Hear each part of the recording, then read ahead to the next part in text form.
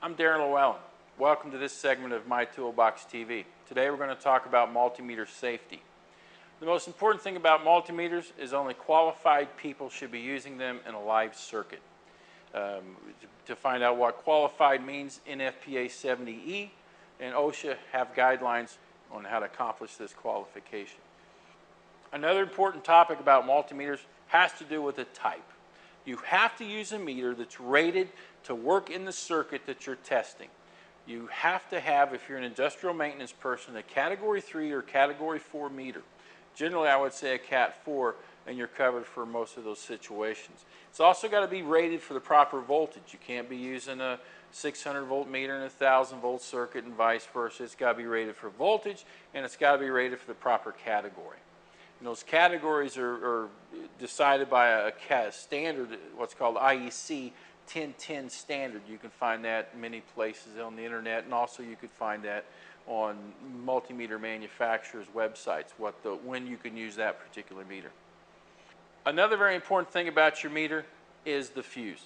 You have to change the fuse in your meter with exactly the fuse that came out, the exact type and everything. If you're not sure the fuse you took out is the proper fuse, look at your manual. Look at your manual, it'll tell you what kind of fuse goes in there. If you don't have a manual, go online. Multimeter manufacturers have these manuals. Generally, you can download it as a PDF file. When it comes to the manual, you need to read the manual front to back, understand all the limitations and specifications of the meter you're using. You also need to learn how to use the meter in every setting that it's got, every function. If it will measure AC current, AC voltage, DC voltage, resistance, whatever it is, make sure you learn how to do all those functions. A lot of times we get in trouble with multimeters when we go from one function to the other. Lots of problems can happen if you were measuring low amperage current, for instance, yesterday. Today you're measuring high voltage, 480 volts, and you forgot to change your meter leads. That could cause a big problem. So become very familiar with how to do all the different settings on your meter. You need to know your meter. A meter is no place to cut your budget. You need to buy a good meter. It needs to be one that's rated proper category, voltage, and it also needs to have a laboratory testing label on it, like UL or CSA. You've got to have that. It's not a place where you go to the electronic hobby shop or a swap meet someplace or a flea market and change and just buy a cheap meter. You have to have a good meter. Before every use of a multimeter, inspect the meter. Make sure that all functions are working properly. Make sure you test the fuse internally. Every meter has a method on how to do that. You can follow that method. You can find that in your manual for that particular meter. If you don't have a manual, you can find them online. Just go to the manufacturer's website. Even discontinued meters, you can still download manuals in most cases.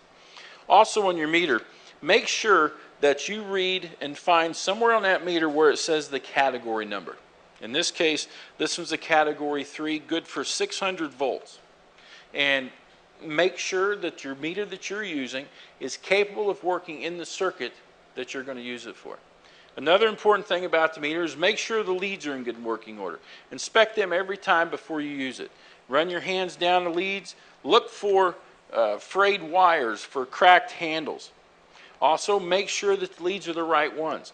Make sure that you read the voltage rating on the lead. You can see that it's printed on the lead. If it's not printed on the lead, throw those leads away. Get you some other ones that are voltage rated for the voltage you're going to be using the meter for. Hi, I'm Darren Llewellyn. Welcome to MyToolboxTV, a video guide for the maintenance professional.